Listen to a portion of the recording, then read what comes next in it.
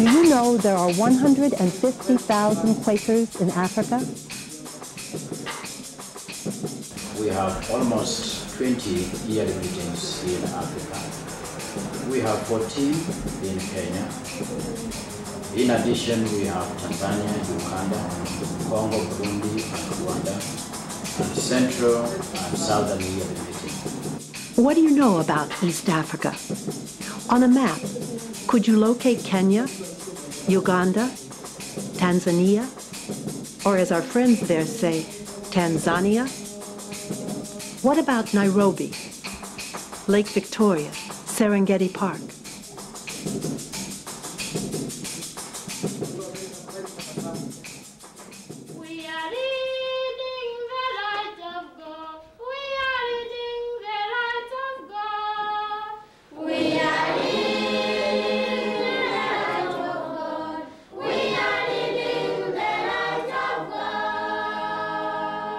If you get on a plane at Kennedy Airport and fly for 16 hours, 1/3 of the way around the world, you come to Nairobi, Kenya. The next day, you can take a bus across Kenya through Maasai country. And the day after, if you are lucky as we were, you walk across the border into Tanzania, where friends meet you with a rented 4-wheel drive vehicle, and you bump along ride together all day to Kisangura, Tanzania. Although Kisangura is only 60 miles from the border, it takes all day because the road is a dirt track eroded by rain into ruts and holes and small canyons.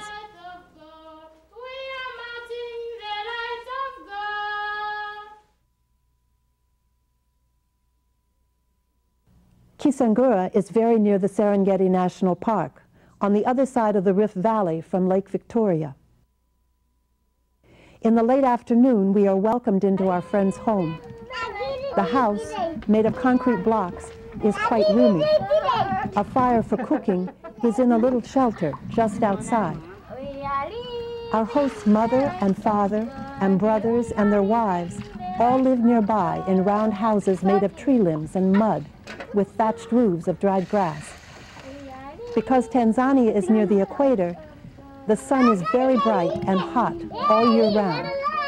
These houses that have thick walls and no windows are quite shady and cool inside.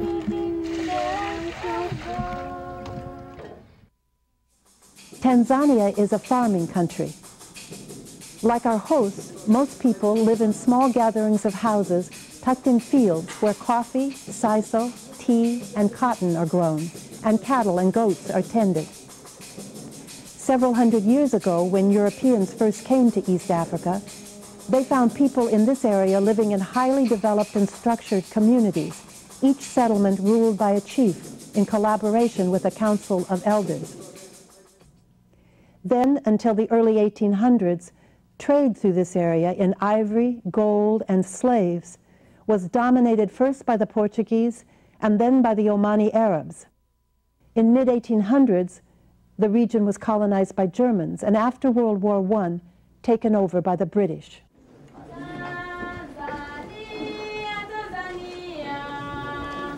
In 1962, Tanzania won independence from the British. When they became independent, Tanzanians created a unified country out of 120 different tribal groups, and Tanganyika and Zanzibar became Tanzania. Their new president, Julius Nyerere, drew upon African traditions to help unify the country. Everyone here speaks Swahili, and only those lucky enough to go to high school then learn English as a second language. The women wear traditional African dress, and traditional village values of umoja, unity, ujamaa, familyhood, and kujitegemea, self-reliance, are extended to the whole country in an effort to build an African socialism. You may already know some Swahili words because African Americans who celebrate Kwanzaa celebrate umoja and ujamaa.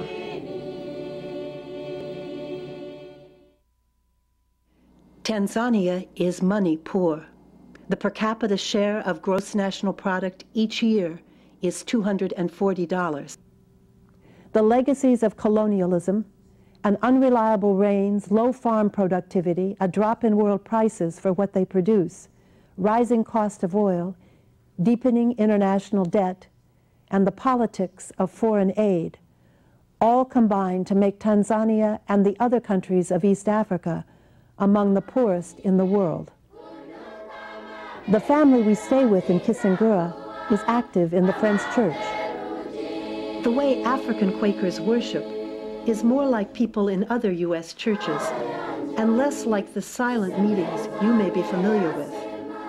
African Quakers believe in the inner light, as we do, but they have ministers, and in their churches they sing and drum to celebrate the presence of the Spirit. The Sunday we go to church in Kisangura, young people sing many songs in wonderful harmonies, and their church theater group presents a teaching play about AIDS.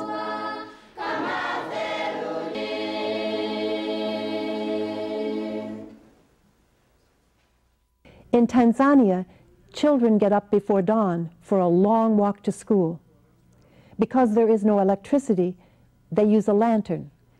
And because water is drawn from a well in a bucket, they wash up on the front porch using a small cup of water. We visit 2 Quaker schools in Kisangura, a primary school and a secondary school. Quakers who migrated from Kenya in mid-50s and settled in Mukumu area of Tanzania. And it is because of this migration that the Kenyan Quakers living in Mukumu started this Kisangura Primary School in early 60s. And they lived in Tanzania until 1967, when the country wanted to nationalize everything. And so Kenyans were repatriated and living back at Kisangura Primary School.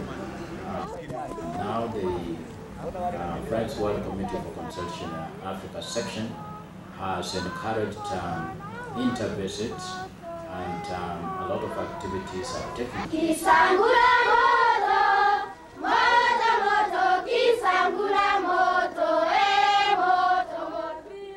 Before classes begin, each child helps take care of the school. At the primary school, buildings are old and run down. And because only 7 teachers teach 600 children, classrooms are crowded. Because there are few books and pencils and paper are seldom available, children often learn by chanting together.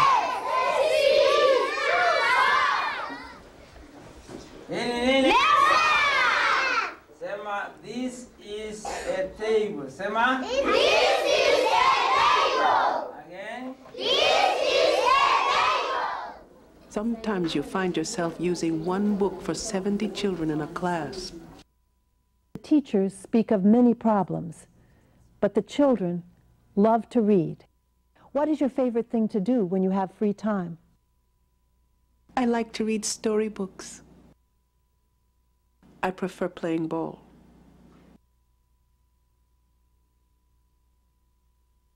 I like to read school books. I prefer reading school books. I like to make shoes. I enjoy reading books.